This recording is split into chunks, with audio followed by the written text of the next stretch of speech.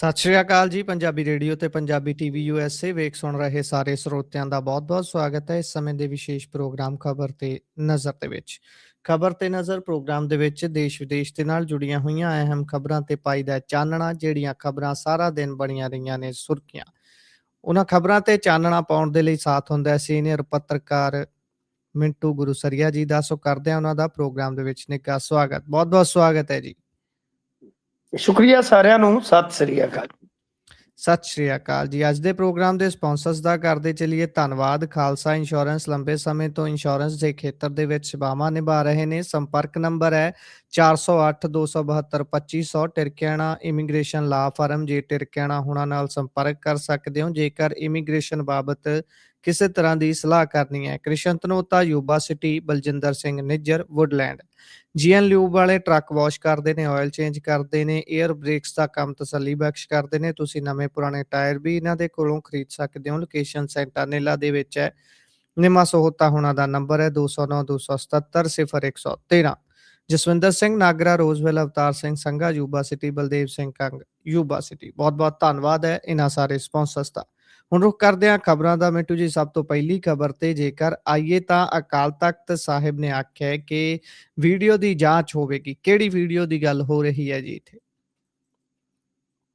ਦੇਖੋ, ਅੱਜ ਅਸੀਂ ਗੱਲ ਕੀਤੀ ਸੀਗੀ ਜੀ ਜਿਹੜੇ ਸਿੰਘ ਸਾਹਿਬ ਆ, ਗਿਆਨੀ ਕੁਲਦੀਪ ਸਿੰਘ ਗੜਗੱਜ, ਉਹਨਾਂ ਦੇ ਸਹਾਇਕ ਨਾਲ। ਤਾਂ ਮਸਲਾ ਇਹੀ ਹੈ, ਕਿਉਂਕਿ ਕੱਲ ਤੁਸੀਂ ਵੇਖਿਆ ਹੋਣਾ ਕਿ ਜਦੋਂ ਸੀਐਮ ਨੂੰ ਤਲਬ ਕਰ ਲਿਆ ਗਿਆ ਸ੍ਰੀ ਅਕਾਲ ਤਖਤ ਸਾਹਿਬ ਤੇ ਉਸ ਤੋਂ ਬਾਅਦ ਮਾਨ ਸਾਹਿਬ ਜਿਵੇਂ ਪਹਿਲਾਂ ਹੀ ਤਿਆਰ ਸੀ, ਉਹਨਾਂ ਨੇ ਕਿਹਾ ਕਿ ਮੈਂ ਤੇ ਸਾਰੇ ਕੰਮ ਛੱਡਾ ਕੇ ਨੰਗੇ ਪੈਰ ਆਵਾਂਗਾ। ਜੀ ਤਾਂ ਬਿਲਕੁਲ। ਉਸ ਤੋਂ ਬਾਅਦ ਫਿਰ ਚਰਚਾਵਾਂ ਚੱਲ ਪਈਆਂ ਕਿ ਅੱਗੇ ਕੀ ਹੋ ਸਕਦਾ ਹੈ।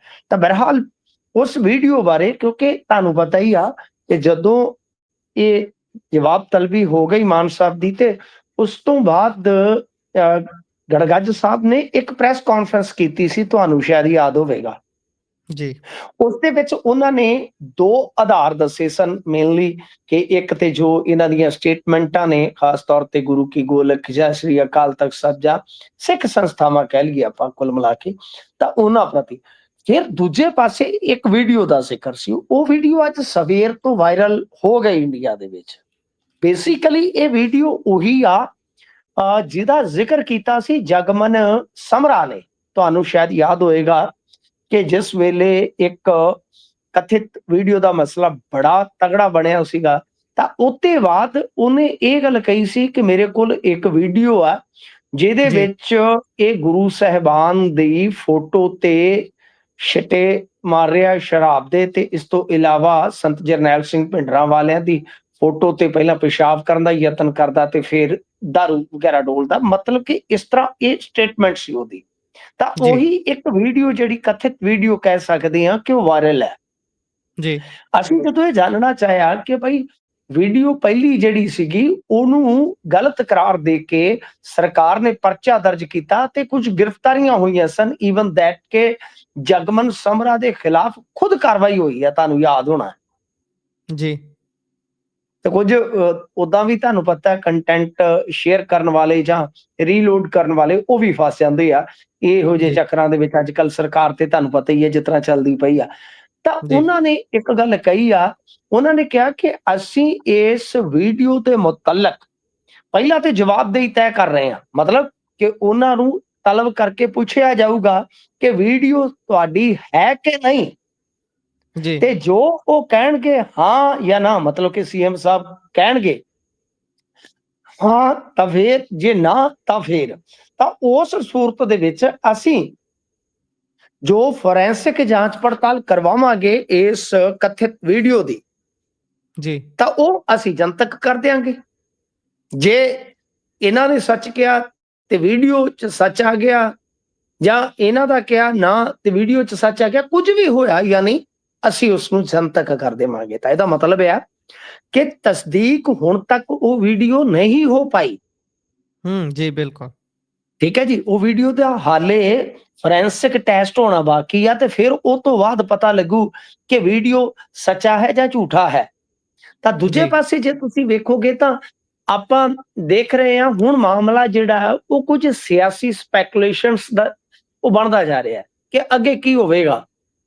ਤਾਂ ਮੇਰਾ ਜੀ, ਤਾਂ ਇਹੀ ਮੰਨਣਾ ਹੈ, ਜਿੰਨਾ ਕੁ ਮੈਂ ਆਪਦੀ ਤੌਫੀਕ ਅਨੁਸਾਰ ਦੇਖ ਰਿਹਾ ਕਿ ਇਹ ਇੱਕ, ਜਿਵੇਂ ਮੈਂ ਤੁਹਾਨੂੰ ਅਕਸਰ ਕਹਿਣਾ ਹੁੰਦਾ, ਕਿ ਅਕਾਲੀ ਅਤੇ ਆਮ ਆਦਮੀ ਪਾਰਟੀ, ਇਹਨਾਂ ਦੋਨਾਂ ਦਾ ਆਪਣਾ ਇੱਕ ਭੇੜ ਹੈ ਤੇ ਜੀ, ਉਹਦੇ ਵਿੱਚ ਹੁਣ ਸ਼ਾਇਦ ਇੱਕ ਆਖਰੀ ਹੰਭਲਾ, ਕਿਉਂਕਿ ਤੁਸੀਂ ਵੇਖ ਲਓ, ਮੈਂ ਕਹਾਂ ਤੁਸੀਂ ਕਹਾਂ, ਸਾਰੇ ਹੀ ਆਪਾਂ ਇੱਕ ਗੱਲ ਸਮਝਦੇ ਆ ਕਿ ਜੇਕਰ ਅਲਾਈਅੰਸ ਹੁੰਦਾ ਹੈ ਭਾਜਪਾ ਦਾ ਤੇ ਅਕਾਲੀਆਂ ਦਾ, ਤਾਂ ਫਿਰ ਜੀ, ਗੇਮ ਬੜੀ ਦਿਲਚਸਪ ਹੋ ਜਾਏਗੀ। ਮੈਂ ਨਹੀਂ ਕਹਿੰਦਾ ਕਿ ਉਹ ਪੰਜਾਬ ਜਿੱਤ ਜਾਣਗੇ, ਜੀ, ਬਿल्कुल। ਪਰ ਸਮੀਕਰਨ ਤੇਜ਼ੀ ਨਾਲ ਬਦਲਣਗੇ ਤੇ ਦਿਲਚਸਪ ਹੋ ਜਾਣਗੇ। ਤਾਂ जी, ਹੁਣ बिल ਆਮ ਆਦਮੀ ਪਾਰਟੀ ਇਉਂ ਲੱਗਦਾ ਹੈ ਕਿ ਜ਼ੋਰ ਲਾ ਰਹੀ ਹੈ ਕਿ ਇਸ ਅਲਾਇੰਸ ਨੂੰ ਨਾ ਹੋਣ ਦਿੱਤਾ ਜਾਵੇ। ਮਸਲਨ ਕਿ ਸੁਖਬੀਰ ਸਿੰਘ ਬਾਦਲ ਜਾਂ ਬਾਦਲ ਫੈਮਿਲੀ ਨੂੰ ਇੰਨਾ ਉਲਝਾਇਆ ਜਾਵੇ। ਤੁਸੀਂ ਵੇਖੋ ਨਾ ਕਿ ਕਿਤੇ ਤਕੜੇ ਨੈਰੇਟਿਵ ਘੜੇ ਜਾ ਰਹੇ ਆ। ਅੱਜ ਤੁਸੀਂ ਵੇਖੋ ਕਿ ਜਾਂ ਤੇ ਸਾਡੇ ਖਿਲਾਫ ਪੋਸਟਰ ਤੁਹਾਨੂੰ ਮਿਲੇਗਾ ਹਰੇਕ ਤੀਜਾ ਚੌਥਾ, ਤੇ बिल्कुल। ਜਾਂ ਤੁਹਾਨੂੰ ਅਕਾਲੀ ਦਲ ਦੇ ਖਿਲਾਫ ਮਿਲੇਗਾ। हुँ, ਤਾਂ ਉਹਦਾ ਸਾਫ਼ ਮਤਲਬ ਹੈ ਕਿ ਨੈਰੇਟਿਵ ਘੜ ਰਹੇ ਨੇ। ਬਹੁਤ ਬੁਰੀ ਤਰ੍ਹਾਂ ਆਉਣ ਵਾਲੇ ਸਮੇਂ ਦੇ ਵਿੱਚ ਸੁਖਬੀਰ ਸਿੰਘ ਬਾਦਲ ਨੂੰ ਉਲਝਾ ਕੇ ਇਸ ਗੱਠਜੋੜ ਨੂੰ ਦੂਰ ਕੀਤਾ ਜਾਵੇ। ਮਤਲਬ ਤੁਸੀਂ ਜੇ ਆਪਾਂ ਦੇਖੀਏ ਤਾਂ ਹੁਣ ਇੱਕ ਸੰਭਾਵਨਾ, ਇੱਕ ਜਿਹੜੀ ਚਰਚਾ ਚੱਲਦੀ ਹੈ, ਤਾਂ ਉਹਦੇ ਲਿਹਾਜ਼ ਨਾਲ ਵੇਖੀਏ ਤਾਂ ਇਹੋ ਆ ਕਿ ਜੇ ਮੰਨ ਲਓ ਆਉਣ ਵਾਲੇ ਸਮੇਂ ਦੇ ਵਿੱਚ ਕੁਝ ਮਾਮਲੇ ਬਣ ਜਾਂਦੇ ਆ, ਚਾਹੇ ਉਹ ਧਾਰਮਿਕ ਤੌਰ ਤੇ ਨੇ, ਚਾਹੇ ਉਹ ਕਾਨੂੰਨੀ ਤੌਰ ਤੇ ਨੇ, ਕੋਈ ਸਰਕਾਰੀ ਵਕੀਲ, ਸਰਕਾਰੀ ਗਵਾਹ ਬਣ ਜਾਂਦਾ ਹੈ, ਸੁਖਬੀਰ ਸਿੰਘ ਬਾਦਲ ਫਸ ਜਾਂਦੇ ਆ, ਤਾਂ ਭਾਜਪਾ ਦੂਰ ਹੋ ਜਾਏਗੀ। जी, बिल्कुल। ਤਾਂ ਉਸ ਸੂਰਤ ਦੇ ਵਿੱਚ ਆਮ ਆਦਮੀ ਪਾਰਟੀ ਦੇ ਕੋਲ ਇੱਕ ਮੌਕਾ ਬਚਦਾ ਹੈ। जी, ਇਸ ਵਾਸਤੇ ਹੁਣ ਇਹ ਰਾਜਨੀਤਿਕ ਮਾਇਨੇ ਵੀ ਰੱਖਦਾ, ਤੇ ਮੇਰਾ ਤੇ ਇਹ ਮੰਨਣਾ ਹੈ ਕਿ ਜਿਸ ਤਰ੍ਹਾਂ ਦੇਖੋ ਜੋ ਮਰਜ਼ੀ ਆ, ਪਰ ਇਹ ਕੋਈ ਸੁਖਬੀਰ ਸਿੰਘ ਬਾਦਲ ਦੇ ਹੱਕ 'ਚ ਜਾਂਦੀ ਗੱਲ ਨਹੀਂ ਦਿਖਦੀ, ਜੇ ਤੁਸੀਂ ਕਹੋ ਤਾਂ। हुँ, ਇਹ जी, बिल्कुल। ਜਿਸ ਤਰ੍ਹਾਂ ਸੀਐਮ ਨੂੰ ਤਲਬ ਕੀਤਾ ਗਿਆ, ਜੇ ਆਪਾਂ ਵੇਖੀਏ ਠੀਕ ਆ, ਉਹਨਾਂ ਦੇ ਹੱਕ ਦੇ ਵਿੱਚ ਵੀ, ਜਥੇਦਾਰ ਸਾਹਿਬਾਨ ਦੇ ਹੱਕ ਦੇ ਵਿੱਚ ਵੀ ਬਹੁਤ ਸਾਰੇ ਲੋਕ ਖਲੋਤੇ ਆ, ਪਰ ਕਿਉਂਕਿ ਅਕਸਰ ਇੱਕੋ ਇੱਕ ਚੀਜ਼ ਜਿਹੜੀ ਹੈ ਵਿਵਾਦਤ ਬਣਦੀ ਹੈ ਕਿ ਸਿੱਖ ਸੰਸਥਾਵਾਂ ਦੀ ਦੁਰਵਰਤੋਂ ਹੁੰਦੀ ਹੈ ਰਾਜਨੀਤਿਕ ਮੁਫਾਦਾਂ ਵਾਸਤੇ, ਤਾਂ ਇਹ ਮਾਮਲਾ ਵੀ ਕੁਝ ਐਸੀ ਚਰਚਾ ਖੱਟਦਾ ਹੈ। ਤਾਂ ਹੁਣ जी, ਦੇਖਣਾ ਹੋਏਗਾ ਕਿ ਅੱਗੇ ਕੀ ਬਣਦਾ ਹੈ, ਕੀ ਨਹੀਂ ਬਣਦਾ, ਪਰ ਦਿਲਚਸਪ ਮੋੜ ਤੇ ਇਹ ਮਾਮਲਾ ਪਹੁੰਚ ਚੁੱਕਾ ਹੈ, ਤੇ ਜਿਹਦੇ ਵਿੱਚ ਹੁਣ ਸ੍ਰੀ ਅਕਾਲ ਤਖਤ ਸਾਹਿਬ ਤੋਂ ਜਿਹੜੀ ਆਪਾਂ ਗੱਲ ਲੈ ਕੇ ਆਏ ਹਾਂ, ਕਿ ਉਹਨਾਂ ਨੇ ਸਾਫ਼ ਕਰ ਦਿੱਤਾ ਕਿ ਅਸੀਂ ਇਹਦੀ ਫੋਰੈਂਸਿਕ ਜਾਂਚ ਵੀ ਕਰਵਾਵਾਂਗੇ। ਜੀ। ਇਸ ਤੋਂ ਅੱਗੇ ਜੇਕਰ ਆਪਾਂ ਵਧੀਏ ਤਾਂ ਉਧਰ ਕਿਸਾਨ ਜਥੇਬੰਦੀ ਜਿਹੜੀ ਡੱਲੇਵਾਲ ਹੋਣਾ ਦੀ ਹੈ, ਉਹ ਦੋਫਾੜ ਨਜ਼ਰ ਆ ਰਹੀ ਹੈ। ਵੈਸੇ ਇਹ ਦੋਫਾੜ ਵਾਲੀ ਸਥਿਤੀ ਉਸ ਸਮੇਂ ਵੀ ਬਣੀ ਸੀ ਜਦੋਂ ਇਹ ਹੁਣ ਬਾਰਡਰ ਤੇ ਬੈਠੇ ਹੋਏ ਸੀ, ਉਦੋਂ ਵੀ ਫੰਡਾਂ ਦੀ ਕੋਈ ਗੱਲ ਚੱਲੀ ਸੀ। ਇਹ ਉਸੇ ਵਿੱਚ ਅੱਗੇ ਵਾਧਾ ਹੋਇਆ ਹੈ ਜਾਂ ਹੁਣ ਗੱਲ ਕੋਈ ਹੋਰ ਤੁਰੀ ਹੈ? ਦੇਖੋ ਡੱਲੇਵਾਲ ਸਾਹਿਬ ਜਿਹੜੇ ਆ, ਉਹ ਆਪਾਂ ਨੂੰ ਪਤਾ ਹੀ ਆ, ਜੇ ਆਪਾਂ ਪਾਵਨ ਸਰੂਪਾਂ ਦੇ ਮਾਮਲੇ 'ਚ ਵੀ ਦੇਖੀਏ ਤੇ ਇਹਨਾਂ ਨੇ ਹੀ ਇਕੱਠ ਦੇ ਵਿੱਚ ਸ਼ਮੂਲੀਅਤ ਕੀਤੀ ਸੀ ਜਾ ਕੇ, ਜਿੱਥੋਂ ਗੱਲ ਤੁਰੀ ਆ। ਜੀ, ਹੁਣ ਦੂਜੇ ਪਾਸੇ 'ਚ ਵੇਖੀਏ ਤੇ ਇਹਨਾਂ ਦਾ ਜਿਹੜਾ ਵਰਸ਼ਨ ਆਇਆ ਹੈ ਉਸ ਮਾਮਲੇ ਦੇ ਵਿੱਚ, ਪੱਖ ਆਇਆ, ਮੈਂ ਹੁਣੇ ਸੁਣ ਰਿਹਾ ਸੀਗਾ ਤੁਹਾਡੇ ਨਾਲ ਜੁੜਨ ਤੋਂ ਜਸਟ ਪਹਿਲਾਂ, ਤਾਂ ਉਹਦੇ 'ਚ ਜੀ, ਇਹ ਕਹਿ ਰਹੇ ਆ ਕਿ ਜਿਹੜੇ ਬੰਦੇ ਮਤਲਬ ਕਿ ਅੱਜ ਆਹ ਗੱਲਾਂ ਕਰਦੇ ਪਏ ਨੇ, ਕਿਉਂਕਿ ਅੱਜ ਇਹਨਾਂ ਦੇ ਇੱਕ ਧੜੇ ਨੇ ਬਗਾਵਤ ਕਰ ਦਿੱਤੀ ਗੁਰਪ੍ਰੀਤ ਜੀ, ਜੀ, ਵੀ ਮਤਲਬ ਕਿ ਉਹ ਪ੍ਰਧਾਨ ਮੰਨਣ ਤੋਂ ਇਨਕਾਰੀ ਨੇ। ਤਾਂ ਇਹਨਾਂ ਨੇ ਕਿਹਾ ਕਿ ਦੇਖੋ ਗੱਲ ਇਹ ਆ ਕਿ ਸਾਡਾ ਜਿਹੜਾ ਨਾਨ ਪੋਲੀਟੀਕਲ ਐਸਕੇਐਮ ਆ, ਉਹ ਪੂਰੇ ਦੇਸ਼ ਦੇ ਵਿੱਚ ਅੱਗੇ ਵਧ ਰਿਹਾ ਹੈ। ਪਿੱਛੇ ਜੇ ਇੱਕ ਆਡੀਓ ਵਾਇਰਲ ਹੋਈ ਜਿਹਦੇ ਵਿੱਚ ਕੁਝ ਬੰਦਿਆਂ ਦੇ ਕਤਲ ਕੀਤੇ ਜਾਣ ਦਾ ਇਮਕਾਨ ਹੈ, ਜਿਹਦੇ ਵਿੱਚ ਮੇਰਾ ਨਾਮ ਆ, ਤਾਂ ਜੀ, ਸਰਕਾਰ ਸਾਥੋਂ ਡਰੀ ਹੋਈ ਆ। ਹਾਲਾਂਕਿ ਕੁਝ ਜਿਹੜੇ ਵਿਰੋਧੀ ਆ ਉਹ ਕਹਿੰਦੇ ਆ ਕਿ ਡੱਲੇਵਾਲ ਸਾਹਿਬ ਸਰਕਾਰ ਦੇ ਨਾਲ ਮਿਲੇ ਹੋਏ ਨੇ। ਜੀ, ਹੁਣ ਇਹ ਕਹਿ ਰਹੇ ਆ ਕਿ ਮੇਰੇ ਖਿਲਾਫ ਵਰਤਣ ਵਾਸਤੇ ਇਹਨਾਂ ਨੇ ਜਿਹੜਾ ਬੰਦਾ ਪੱਟਿਆ, ਉਹ ਵੀ ਇਹਨਾਂ ਨੇ ਚੱਜ ਨਾਲ ਨਹੀਂ ਪੱਟਿਆ, ਬਲਕਿ ਉਹ ਬੰਦਾ ਤੇ ਸਾਡਾ ਮੈਂਬਰ ਹੀ ਨਹੀਂ, ਯਾਨੀ ਮੈਂਬਰਸ਼ਿਪ ਹੀ ਨਹੀਂ ਰੱਖਦਾ ਜਥੇਬੰਦੀ ਦੀ। ਜੀ, ਤੇ ਜਿਹੜੇ ਦੂਸਰੇ ਬੰਦੇ ਆ, ਉਹ ਸਾਡੇ ਨਾਲ ਜੁੜੇ ਹੀ ਹੈ ਨਹੀਂ, ਕਈਆਂ ਨੂੰ ਅਸੀਂ ਕੱਢਿਆ ਹੈ, ਤਾਂ ਫਿਰ ਉਹ ਕਿਵੇਂ ਮੰਗ ਕਰ ਸਕਦੇ ਆ ਕਿ ਕਨਵੀਨਰ ਲਾਉਣਾ ਜਾਂ ਏਦਾਂ ਕਰਨਾ, ਓਦਾਂ ਕਰਨਾ। ਤਾਂ ਕੁੱਲ ਮਿਲਾ ਕੇ ਆਪਾਂ ਗੁਰਪ੍ਰੀਤ ਵੇਖੀਏ ਕਿ ਜਿਸ ਡੱਲੇਵਾਲ ਸਾਹਿਬ ਦੀ ਜਥੇਬੰਦੀ ਨੂੰ ਆਪਾਂ ਇੱਕ ਕਾਫੀ ਤਾਕਤਵਰ ਧਿਰ ਗਿਣ ਰਹੇ ਸਾਂ, ਖਾਸ ਤੌਰ ਤੇ ਸ਼ੰਭੂ ਮੋਰਚਾ ਲਾਉਣ ਵੇਲੇ, ਕਿ ਇਹ ਧਿਰ ਜਿਹੜੀ ਆ ਉਹ ਅੱਗੇ ਜਾ ਕੇ ਹੋਰ ਵੀ ਮਜ਼ਬੂਤ ਹੋ ਜਾਏਗੀ, ਅੱਗੇ ਜਾ ਕੇ ਇਹਦੀ ਤਾਕਤ ਹੋਰ ਵੀ ਵਧੇਗੀ। ਪਰ ਗੱਲ ਕਿਤੇ ਨਾ ਕਿਤੇ ਕਹਿ ਲਓ ਕਿ ਖਿਲਰ ਗਈ ਆ। ਅੱਜ ਵੀ ਇਹਨਾਂ ਨੇ ਸਫਾਈ ਦਿੱਤੀ ਆ ਕਿ ਅਸੀਂ ਸਰਕਾਰ ਦੀ ਚਾਲ ਦੇ ਵਿੱਚ ਆ ਗਏ, ਮਤਲਬ ਕਿ ਇਹਨਾਂ ਨੇ ਕਈ ਮੀਟਿੰਗਾਂ ਤੋਂ ਬਾਅਦ ਸਾਨੂੰ ਉੱਥੇ ਫੜ ਲਿਆ ਤੇ ਉਸ ਤੋਂ ਬਾਅਦ ਮੋਰਚਾ ਯਾਨੀ ਟੁੱਟ ਗਿਆ। ਅੱਜ ਵੀ ਇਹਨਾਂ ਨੇ ਇਹ ਗੱਲਾਂ ਜਿਹੜੀਆਂ ਨੇ ਦੁਹਰਾਈਆਂ ਨੇ, ਪਰ ਮੇਰੇ ਖਿਆਲ ਦੇ ਨਾਲ ਦੇਖੋ ਇਹਨਾਂ ਦਾ ਅੰਦਰੂਨੀ ਮਸਲਾ ਕੀ ਆ, ਕਿਵੇਂ ਉਹ ਸੁਲਝਦਾ ਹੈ, ਕਿਵੇਂ ਅੱਗੇ ਵੱਧ ਹੈ ਇਹ ਨਹੀਂ ਮੈਨੂੰ ਪਤਾ, ਪਰ ਇਹ ਸਾਫ਼ ਆ ਕਿ ਦੇਖੋ ਕੁਝ ਫੈਸਲੇ ਡੱਲੇਵਾਲ ਸਾਹਿਬ ਦੀ ਪੋਜੀਸ਼ਨ ਨੂੰ ਕਮਜ਼ੋਰ ਜ਼ਰੂਰ ਕਰਕੇ ਗਏ ਨੇ। ਜੀ ਇਹ ਤੇ ਆਪਾਂ ਬਿਲਕੁਲ। ਨੂੰ ਵੀ ਮੰਨਣਾ ਪਏਗਾ, ਨਹੀਂ ਤਾਂ ਸਿੱਧੂਪੁਰ ਜਥੇਬੰਦੀ ਏਦਾਂ ਲੱਗਦਾ ਸੀ ਜਿਵੇਂ ਉਗਰਾਹਾਂ ਜਥੇਬੰਦੀ ਦੀ ਤਰ੍ਹਾਂ ਇੱਕ ਬਹੁਤ ਤਾਕਤਵਰ ਜਥੇਬੰਦੀ ਬਣ ਕੇ ਉੱਭਰ ਸਕਦੀ ਆ। ਤਾਂ ਖੈਰ ਦੇਖੋ ਅੱਗੇ ਕੀ ਬਣਦਾ, ਪਰ ਫੰਡਾਂ ਨੂੰ ਲੈ ਕੇ ਕਈ ਹੋਰ ਚੀਜ਼ਾਂ ਨੂੰ ਲੈ ਕੇ ਇਹਨਾਂ ਦੇ ਵਾਦ ਵਿਵਾਦ ਬਿਲਕੁਲ ਤੁਸੀਂ ਦਰੁਸਤ ਕਿਹਾ, ਉਹ ਪਹਿਲਾਂ ਤੋਂ ਹੀ ਚੱਲਦੇ ਆ ਰਹੇ ਨੇ। ਜੀ। ਸੋ ਇਸ ਤੋਂ ਅੱਗੇ ਜੇਕਰ ਆਪਾਂ ਵਧੀਏ ਤਾਂ ਉਧਰ ਸਰਪੰਚ ਮਾਮਲੇ ਦੇ ਵਿੱਚ ਇੱਕ ਮੁਲਜ਼ਮ ਢੇਰ ਕਰ ਦਿੱਤਾ ਗਿਆ ਹੈ। ਦੇਖੋ ਇਹ ਤੇ ਸਾਫ਼ ਆ, ਸਪਸ਼ਟ ਆ। ਹੁੰਦਾ ਕੀ ਆ ਕਿ ਜਦੋਂ ਗੁਰਪ੍ਰੀਤ ਬਹੁਤ ਕਿਸੇ ਮਾਮਲੇ ਦੇ ਵਿੱਚ ਲੋਕਾਂ 'ਚ ਰੋਹ ਹੁੰਦਾ ਤੇ ਉਸ ਨੂੰ ਘੱਟ ਕਰਨ ਦਾ ਇਹਨਾਂ ਦੇ ਕੋਲ ਇੱਕੋ ਇੱਕ ਮੰਤਰ ਆ ਕਿ ਉਸ ਕੇਸ ਤੇ ਨਾਲ ਕੋਈ ਜੁੜਿਆ ਇੱਕ ਦਾ ਬੰਦਾ ਭੜਕਾ ਦਿਓ। ਇਹ ਜੀ ਤੁਸੀਂ ਪੈਟਰਨ ਪੁਲਿਸ ਦਾ ਜੇ ਵੇਖੋਗੇ ਤੇ ਪਿਛਲੇ ਕੁਝ ਮਹੀਨਿਆਂ ਤੋਂ ਉਦਾਂ ਹੀ ਚੱਲੀ ਆਉਂਦਾ ਹੈ। ਬਿਲਕੁਲ। ਸਰਪੰਚ ਨੂੰ ਕਤਲ ਕੀਤਾ ਗਿਆ। ਇਹ ਵੈਸੇ ਮੇਰੇ ਖਿਆਲ ਦੇ ਨਾਲ ਜਿਹੜਾ ਕੱਲ ਕਬੱਡੀ ਵਾਲਾ ਕਤਲ ਹੋਇਆ, ਕਬੱਡੀ ਖਿਡਾਰੀ ਵਾਲਾ ਹੋਇਆ, ਇਹ ਜੀ 4 ਦਿਨਾਂ 'ਚ 4-5 ਕਤਲ ਹੋ ਗਏ ਨੇ। ਜੀ ਬਿਲਕੁਲ। ਤੇ ਕਮਾਲ ਇਹ ਆ ਕਿ ਇਸ ਵਾਰੀ ਵੀ ਜਿਹੜਾ ਬੰਦਾ ਮਰਿਆ ਕੱਥੂ ਨੰਗਲ ਦੇ ਵਿੱਚ, ਇਹ ਜਿਹੜਾ ਕੋਈ ਸ਼ੂਟਰ ਆ ਹਰਨੂਰ, ਇਹ ਜੀ ਢੇਰ ਹੋ ਗਿਆ। ਤੇ ਦੱਸਦੇ ਆ ਕਿ ਇੱਕ ਪੁਲਿਸ ਮੁਲਾਜ਼ਮ ਨੂੰ ਵੀ ਗੋਲੀ ਲੱਗੀ ਆ, ਪਰ ਬੁਲਟ ਪ੍ਰੂਫ ਜੈਕਟ ਹੋਣ ਕਰਕੇ ਉਹ ਬਚ ਗਿਆ। ਜੀ ਐਨਕਾਊਂਟਰ ਤੋਂ ਬਾਅਦ ਡੀਆਈਜੀ ਜਿਹੜੇ ਸਨੇਹਦੀਪ ਸ਼ਰਮਾ ਆ, ਉਹ ਵੀ ਉੱਥੇ ਪਹੁੰਚੇ ਆ। ਉਹਨਾਂ ਨੇ ਇਹ ਦੱਸਿਆ ਕਿ ਜਿਹੜਾ ਮਾਰਿਆ ਗਿਆ ਸ਼ੂਟਰ ਆ, ਉਹ ਅੰਮ੍ਰਿਤਸਰ ਦੇ ਵਿੱਚ 4 ਜਨਵਰੀ ਯਾਨੀ ਐਤਵਾਰ ਨੂੰ ਮੈਰਿਜ ਪੈਲੇਸ ਦੇ ਵਿੱਚ ਆਮ ਆਦਮੀ ਪਾਰਟੀ ਦੇ ਸਰਪੰਚ ਜਰਮਲ ਸਿੰਘ ਦੀ ਹੱਤਿਆ ਦੀ ਸਾਜ਼ਿਸ਼ ਦੇ ਵਿੱਚ ਸ਼ਾਮਲ ਸੀ। ਇਹਨੇ ਪਲੈਨਿੰਗ ਕੀਤੀ ਤੇ ਰੇਕੀ ਦੇ ਵਿੱਚ ਕਤਲ ਕਰਨ ਵਾਲੇ ਦਾ ਸਾਥ ਦੇ ਰਿਹਾ ਸੀ। ਯਾਨੀ ਫਿਰ ਗੱਲ ਉੱਥੇ ਆ ਜਾਏਗੀ ਕਿ ਜਿਹੜਾ ਕੋਈ ਲੌਜਿਸਟਿਕ ਜਾਂ ਹੋਰ ਕਿਸੇ ਕਿਸਮ ਦੀ ਇਹਨਾਂ ਨੂੰ ਸਹਾਇਤਾ ਦਿੰਦਾ ਹੈ, ਉਹਨੂੰ ਛੇਤੀ ਲੱਭ ਵੀ ਲਿਆ ਜਾਂਦਾ ਤੇ ਠੋਕ ਵੀ ਦਿੱਤਾ ਜਾਂਦਾ ਹੈ। ਤੁਸੀਂ ਜੀ ਵੇਖਿਆ ਹੋਣਾ ਅਬੋਹਰ ਦੇ ਵਿੱਚ ਵੀ ਤੇ ਇਸ ਤਰ੍ਹਾਂ ਹੀ ਹੋਇਆ ਸੀਗਾ ਨਾ, ਜੀ ਕਿ ਜਿਨ੍ਹਾਂ ਬਿਲਕੁਲ। ਸ਼ੂਟਰਾਂ ਨੇ ਕਾਰੋਬਾਰੀ ਮਾਰਿਆ ਸੀ ਉਹ ਅਸਲ ਸ਼ੂਟਰ ਤੇ ਹੁਣ ਤੱਕ ਵੀ ਨਹੀਂ ਲੱਭੇ, ਪਰ ਲੌਜਿਸਟਿਕ ਸਪੋਰਟ ਦੇਣ ਵਾਲੇ ਜਿਹੜੇ ਆ ਉਹ ਤਿੰਨਾਂ ਦਾ ਐਨਕਾਊਂਟਰ ਹੋ ਗਿਆ ਸੀ। ਜੀ ਜੀ ਤਾਂ ਇੱਥੇ ਵੀ ਜੇ ਤੁਸੀਂ ਵੇਖੋਗੇ ਕਿ ਇਹ ਜਿਹੜਾ ਬੰਦਾ ਹੈ ਜਿਹਨੂੰ ਮਾਰਿਆ ਇਹਨਾਂ ਨੇ, ਇੱਕ ਹੋਰ ਵੀ ਮਾਮਲਾ, ਤੁਸੀਂ ਇੱਕ ਹੋਰ ਚੀਜ਼ ਨੋਟ ਕਰੋ ਗੁਰਪ੍ਰੀਤ, ਇੱਥੇ ਜੀ ਇੱਕ ਕਾਂਗਰਸ ਦਾ ਲੀਡਰ ਵਾਲ-ਵਾਲ ਬਚ ਗਿਆ, ਨਹੀਂ ਤਾਂ ਉਹ ਵੀ ਮਰ ਜਾਣਾ ਸੀਗਾ। ਜੀ ਸਿੱਖੋ ਉਹਦੇ ਘਰੇ ਚਲੇ ਗਏ ਸਨ ਸ਼ੂਟਰ, ਤੇ ਮਤਲਬ ਕਿ ਇੱਕ ਡੱਬਾ ਲੈ ਕੇ ਕਿ ਭਾਈ ਤੁਹਾਨੂੰ ਵਿਆਹ ਦਾ ਕਾਰਡ, ਜਿਵੇਂ ਆਪਾਂ ਸਦਾ ਇਤਿਹਾਦਕ ਦੀ ਗੱਲ ਕਰਦੇ ਹਾਂ, ਕਿ ਜੀ ਉਸ ਵੇਲੇ ਉਹਦੀ ਮਾਂ ਨੇ ਸ਼ਾਇਦ ਕਿਹਾ ਕਿ ਥੱਲੇ ਆਏ ਨੇ ਬੰਦੇ ਆਏ ਆ, ਤਾਂ ਜਿਸ ਬੰਦੇ ਦਾ ਜ਼ਿਕਰ ਕੀਤਾ ਜਾ ਰਿਹਾ ਸੀ ਉਹਨੇ ਉਸ ਬੰਦੇ ਨੂੰ ਟੈਲੀਫੋਨ ਲਾ ਲਿਆ, ਤਾਂ ਉਹਨੇ ਕਿਹਾ ਕਿ ਨਾ ਜਾਈ, ਮੈਂ ਕੋਈ ਬੰਦੇ ਨਹੀਂ ਭੇਜੇ।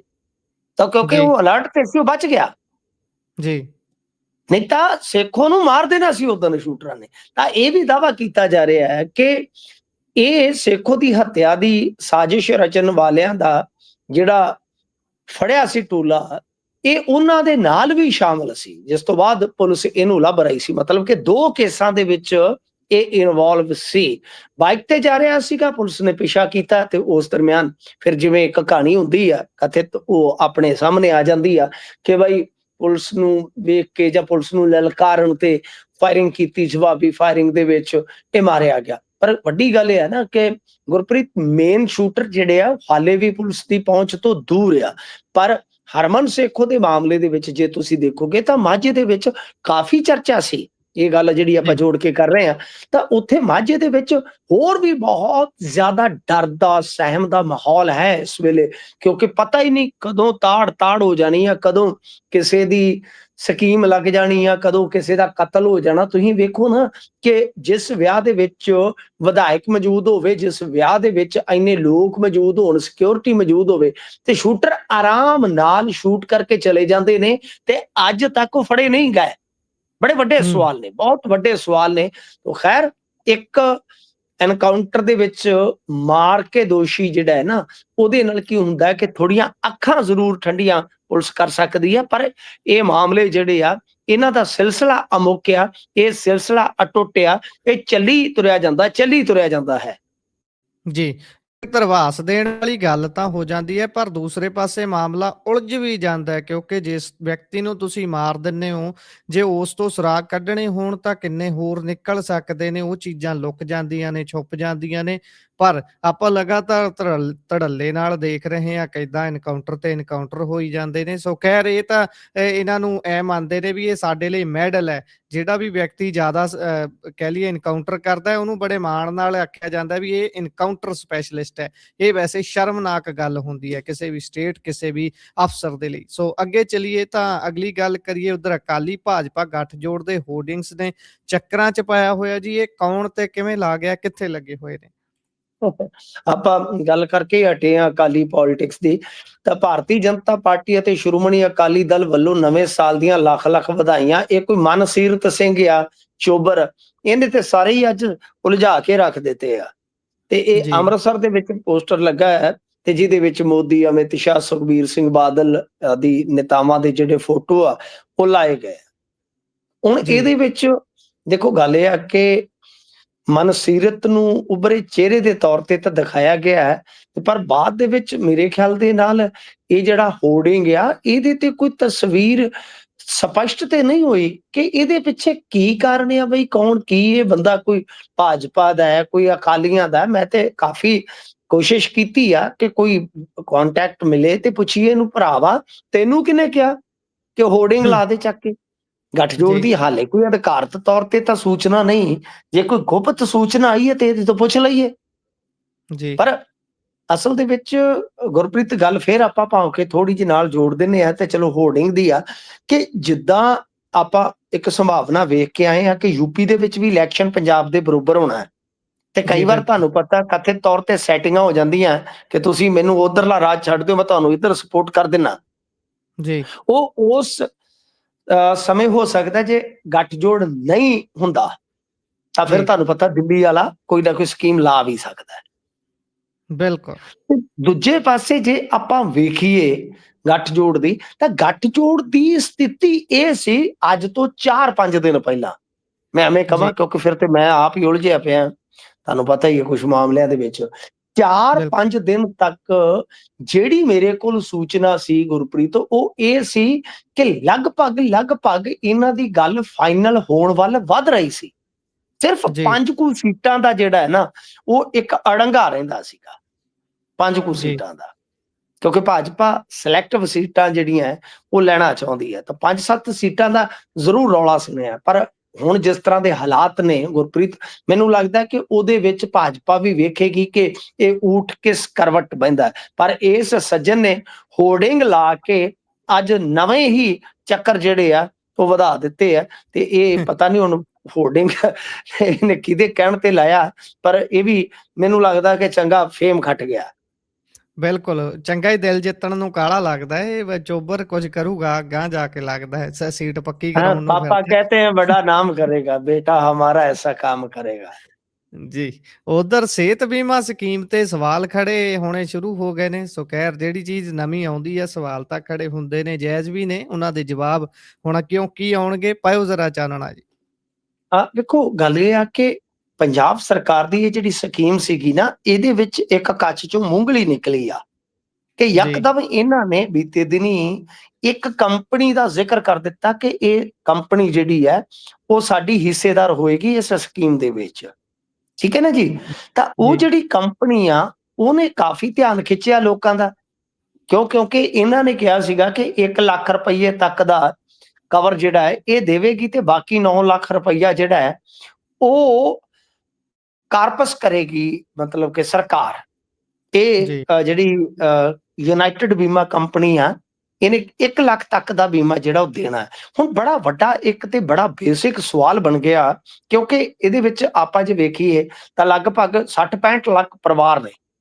ਜੀ, ਤਾਂ ਉਹ ਇੱਕ ਕਾਰਡ ਦੇ ਲਿਹਾਜ਼ ਨਾਲ ਵੀ ਵੇਖੋਗੇ ਤਾਂ ਯਾਨੀ 10 ਲੱਖ ਦਾ ਜੇ ਇੱਕ ਟੱਬਰ ਨੂੰ ਤੁਸੀਂ ਕਵਰ ਦੇਣਾ ਹੈ, ਤਾਂ ਉਹਦੇ ਵਿੱਚ 1 ਲੱਖ ਰੁਪਈਆ ਜਿਹੜਾ ਹੈ ਉਹ ਉਸ ਕੰਪਨੀ ਨੇ ਦੇਣਾ, ਯਾਨੀ ਪ੍ਰੀਮੀਅਮ ਦੇ ਜੀ, ਬਦਲੇ। ਪਰ ਮੰਨ ਲਓ ਬਾਕੀ ਦਾ ਜਿੰਨੇ ਵੀ ਪਰਿਵਾਰਾਂ ਦਾ ਮੈਕਸਿਮਮ ਜਾਂ ਮਿਨੀਮਮ ਜਿੰਨਾ ਵੀ ਖਰਚ ਆਏਗਾ, ਜੇ ਉਹ ਲੱਖ ਤੋਂ ਉੱਤੇ ਜਾਂਦਾ ਤਾਂ ਬਾਕੀ ਭੌਂਕੇ ਪਾਉਣਾ ਪਵੇਗਾ ਸਰਕਾਰ ਨੂੰ। ਜੀ, ਕਿਉਂ? ਕਿਉਂਕਿ ਇਹਨਾਂ ਨੇ ਆਪਾਂ ਜੇ ਕਹੀਏ ਤਾਂ ਸ਼ਾਇਦ 1200 ਕਰੋੜ ਰੁਪਏ ਦਾ ਕਾਰਪਸ ਤਿਆਰ ਕਰਨ ਦੀ ਗੱਲ ਕਹੀ ਸੀ। ਹੁਣ ਇਹ ਜੀ, ਆ ਕਿ 1200 ਕਰੋੜ ਰੁਪਈਆ ਕਿੱਥੋਂ ਆਏਗਾ? ਤੇ ਬਿਲਕੁਲ। ਗੱਲ ਇਹ ਆ ਕਿ ਕੀ 1200 ਕਰੋੜ ਰੁਪਈਆ ਜਿਹੜਾ ਉਹ ਕਾਫ਼ੀ ਹੋਏਗਾ? ਜੀ, ਇਹ 2 ਵੱਡੇ ਸਵਾਲ ਬਣ ਜਾਂਦੇ ਨੇ।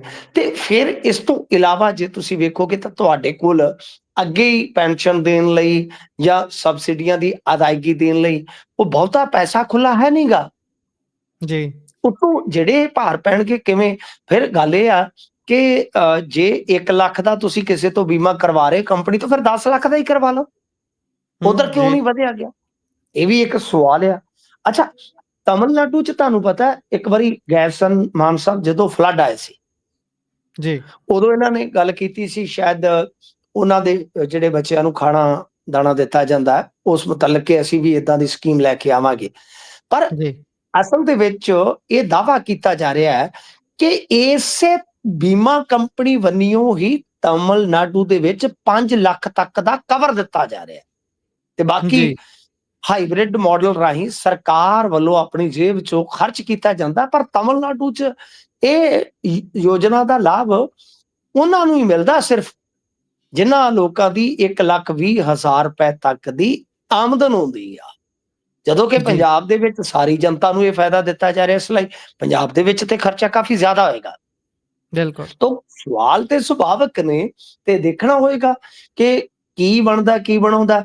ਬਾਕੀ ਜਿੱਦਾਂ ਦਾ ਇਹਨਾਂ ਦਾ ਪ੍ਰੋਸੀਜਰ ਲੱਗ ਰਿਹਾ, ਉਹ ਇਉਂ ਆ ਕਿ ਆ ਜਿਹੜਾ ਹੁਣ ਇਲੈਕਸ਼ਨ ਹੋਣ ਜਾ ਰਿਹਾ, ਆਉਣ ਵਾਲੇ ਸਮੇਂ ਦੇ ਵਿੱਚ ਕੌਂਸਲਾਂ ਦਾ, ਨਿਗਮਾਂ ਦਾ, ਇਹਦੇ ਤੋਂ ਪਹਿਲਾਂ ਲਾਂਚ ਤੇ ਕਰ ਦੇਣਗੇ। ਪਰ ਕਾਰਡ ਇਤਿਆਦੀ ਬਣਾਉਂਦਿਆਂ ਤੇ ਮੈਨੂੰ ਲੱਗਦਾ ਕਿ ਜੂਨ ਜੁਲਾਈ ਤੱਕ ਦਾ ਸਮਾਂ ਨਾ ਅਜਾਈਂ ਚਲਾ ਜਾਵੇ, ਤਾਂ ਉਦੋਂ ਜੀ, ਤੱਕ ਤੇ ਫਿਰ ਇਲੈਕਸ਼ਨ ਬਿਲਕੁਲ ਨੇੜੇ ਆ ਜਾਏਗਾ। ਇਸ ਕਰਕੇ ਆਮ ਆਦਮੀ ਪਾਰਟੀ ਜੋ ਕਰ ਰਹੀ ਆ ਕਾਹਲੀ 'ਚ, ਕਿਉਂਕਿ ਹੁਣ ਉਹਦੇ ਕੋਲ ਸਮਾਂ ਤੇ ਨਹੀਂ ਬਚਿਆ, ਪਰ ਉਹਦੇ ਵਿੱਚ ਅਸਪਸ਼ਟਤਾ ਵੀ ਬਹੁਤ ਆ, ਬਹੁਤ ਹੱਦ ਤੱਕ। ਔਰ ਕਮਾਲ ਦੀ ਗੱਲ ਹੈ ਕਿ ਸਾਡੇ ਇੱਥੇ ਇੰਨੀ ਬਰੀਕੀ ਦੇ ਨਾਲ ਛਾਨਣਾ ਲਾਇਆ ਨਹੀਂ ਜਾਂਦਾ ਸਕੀਮਾਂ ਨੂੰ, ਜਿੰਨੀ ਬਰੀਕੀ ਦੇ ਨਾਲ ਲਾਉਣਾ ਚਾਹੀਦਾ ਕਿ ਭਾਈ ਕਰਜ਼ਾ ਤੇ ਅੱਗੇ ਛਾਲਾਂ ਮਾਰ ਕੇ ਵਧੀ ਜਾਂਦਾ। ਤਾਂ ਇਹ ਜੀ। ਜਿਹੜੇ ਐਕਸਟਰਾ ਅਗਾਂਹ ਹੋਰ ਬੋਝ ਪੈਣ ਜਾ ਰਹੇ ਆ, ਇਹਨਾਂ ਨੂੰ ਅਫੋਰਡ ਕਿਵੇਂ ਕਰੇਗਾ ਪੰਜਾਬ? ਬਿਲਕੁਲ, ਇਹ ਸਵਾਲ ਤਾਂ ਵਾਜਬ ਹੈ, ਬਿਲਕੁਲ ਖੜਾ ਹੋਣਾ ਵੀ ਬਣਦਾ ਹੈ। ਅੱਗੇ ਚੱਲੀਏ ਤਾਂ ਉਧਰ ਐਨਆਰਆਈ ਲਈ ਖਤਰਨਾਕ ਸਾਜ਼ਿਸ਼ ਰਚੀ ਗਈ ਜੀ। ਵੇਖੋ ਗੁਰਪ੍ਰੀਤ, ਮੈਂ ਤੁਹਾਨੂੰ ਦੱਸ ਕੇ ਹਟਿਆ ਕਿ ਇੱਕ ਤੇ ਕੀ ਉਹ ਕਹਿੰਦੇ ਹੁੰਦੇ ਆ, ਈਜ਼ੀ ਡੂਇੰਗ ਪਤਾ ਨਹੀਂ ਬਿਜ਼ਨਸ ਤੋਂ ਕੋਈ ਐਸਾ ਦਿੰਦੇ ਹੁੰਦੇ ਨਾਰਾ। ਤੇ ਈਜ਼ ਟੂ ਡੂ ਉਹ ਬਿਜ਼ਨਸ ਕਹਿੰਦੇ ਨੇ ਵੀ ਹਾਂ, ਪਰ ਬਿਜ਼ਨਸ ਕਰਨਾ ਇਹ ਈਜ਼ੀ ਬਸ ਹੋਵੇ। ਬਿਜ਼ਨਸ ਦੀ ਜਗ੍ਹਾ ਤੇ ਕ੍ਰਾਈਮ ਲਾ ਲਓ ਸ਼ਬਦ। ਉਹਨੂੰ ਆਪਦੇ ਹਿਸਾਬ ਨਾਲ ਅੰਗਰੇਜ਼ੀ 'ਚ ਬੋਲੋ, ਮਾੜਾ ਜਿਹਾ ਬੋਲਿਓ। ਈਜ਼ ਟੂ ਡੂ ਕ੍ਰਾਈਮ ਕਹਿ ਲਈਏ।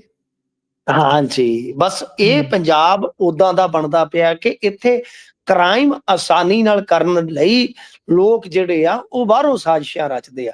ਮਾਮਲਾ ਇਹ ਆ ਕਿ ਯੂਰਪ ਦੇ ਵਿੱਚੋਂ ਯਾਨੀ ਇਟਲੀ ਦੇ ਵਿੱਚੋਂ ਕੋਈ ਸੱਜਣ ਇੱਧਰ ਆਇਆ ਸੀ ਜਿਹੜਾ ਉਧਰ ਗੁਰੂ ਘਰ ਦਾ ਇੱਕ ਅਹੁਦੇਦਾਰ ਸੀਗਾ ਜੀ, ਤੇ ਉਹਨੂੰ ਮਾਰਨ ਵਾਸਤੇ ਸ਼ੂਟਰ ਜਿਹੜੇ ਆ ਲਗਭਗ ਨੇੜੇ ਪਹੁੰਚ ਚੁੱਕੇ ਸੀਗੇ, ਪਰ ਰੋਪੜ ਦੀ ਪੁਲਿਸ ਨੇ ਉਦੋਂ ਉਹ ਚਲਾਏ।